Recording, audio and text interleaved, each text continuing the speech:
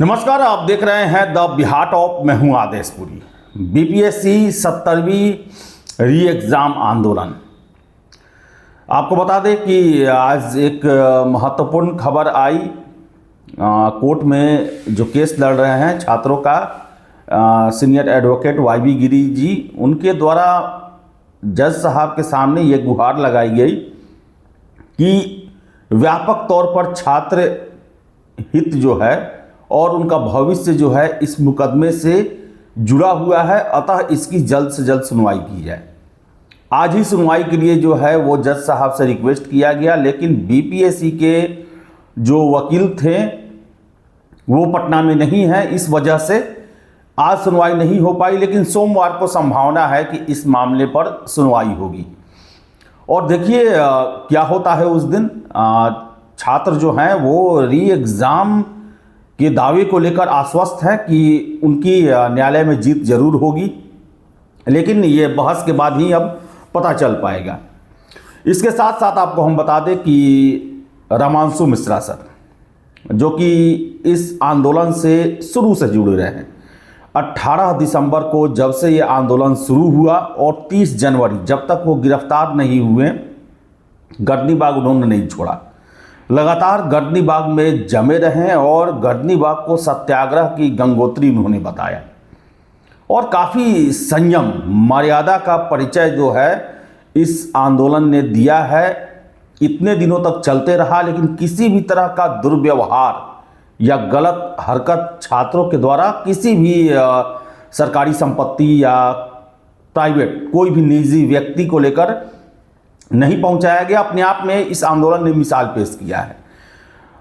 उनसे आज उनके कोर्ट में पेशी थी और मुलाकात हुई और उनका कहना है कि बहुत जल्द मैं जेल से बाहर आऊँगा। और हमने पूछा कि सर गर्दनी बाग आएंगे या नहीं आएंगे, तो उनका जवाब था कि देखिए कंडीशन अब क्या लगता है, कोर्ट किस कंडीशन पर हमें बेल देती है, लेकिन मैं इस आंदोलन से न कभी अलग हुआ हूँ न आगे होने जा रहा हूँ। मैं इस आंदोलन से जुड़ा हूँ और कोर्ट की पाबंदियाँ नहीं रहती है तो मैं जेल से निकलने के बाद ही गर्दनी बाग पहुँचूँगा।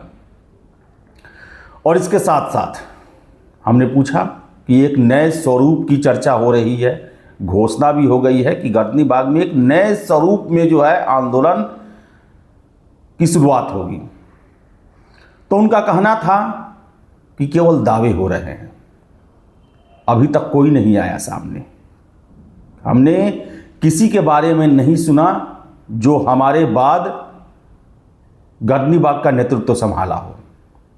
इसके साथ साथ उन्होंने ये भी कहा जो इस जगह को छोड़कर जा चुके हैं उनकी एंट्री का मैं विरोध करता ही रहूँगा।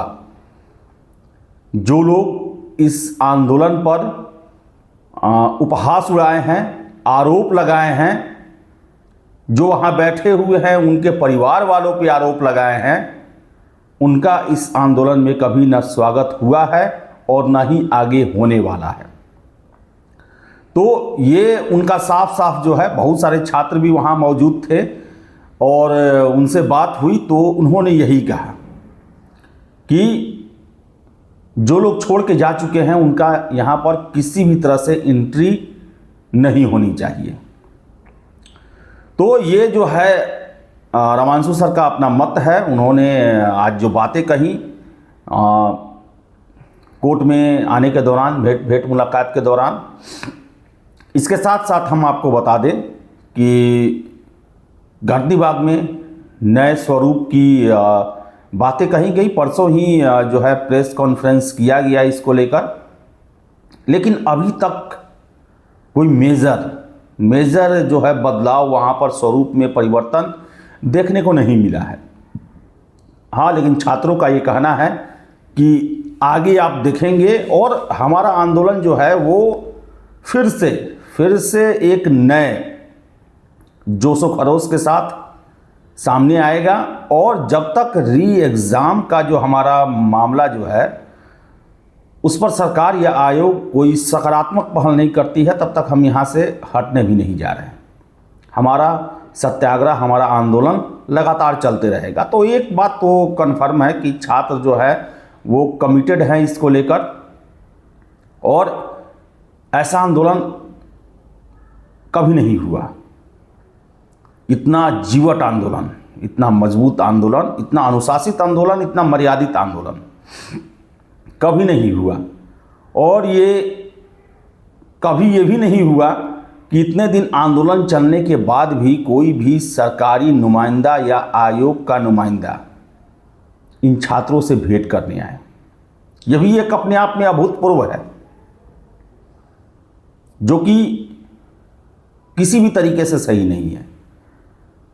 ये छात्र जो हैं वो बिहार के ही हैं, ये स्टेक होल्डर हैं आयोग के परीक्षाओं के, और इनसे कम से कम बात, मैं लगातार 2 महीने से बात कर रहा हूँ कि कम से कम बात जरूर होनी चाहिए थी। और देखिए कि मुख्यमंत्री जी इन सारों मुद्दों पर जो है चुप्पी साधे हुए हैं। प्रगति यात्रा पर वो महीना दिन हो गया निकले हुए हैं, हर एक जिलों में जा रहे हैं और वहाँ के समस्या को, वहाँ पर हुए विकास को देख रहे हैं। लेकिन बीपीएससी मुद्दे पर उनका चुप्पी जो है यही छात्रों को भी परेशान कर रहा है। और देखिए छात्रों का जो है मुख्यमंत्री जी से इतना आशा है कि मैं शुरुआत से सुन रहा हूँ, खुद रमांशु मिश्रा सर और वहाँ पर उनके साथ जो बैठे आंदोलनकारी छात्र रहते थे, उनके द्वारा लगातार एक सुर में बोला गया कि अगर मुख्यमंत्री जी हम लोगों से भेंट कर लें या फिर वो कह दें कि नहीं आपका री एग्ज़ाम नहीं होगा, हम 1 मिनट का भी इंतज़ार नहीं करेंगे, उठ के यहाँ से चले जाएंगे। लेकिन दुर्भाग्य रहा कि 2 महीना होने जा रहा है और अभी तक मुख्यमंत्री जी के द्वारा इस संदर्भ में एक भी शब्द नहीं बोला गया। जबकि आपको बता दें कि पूर्व में बीपीएससी के मुद्दे पर सीएम साहब जो हैं वो सबसे प्रमुखता से और सबसे पहले सो मोटो लेकर वो इस मुद्दे को सॉल्व करते रहे हैं।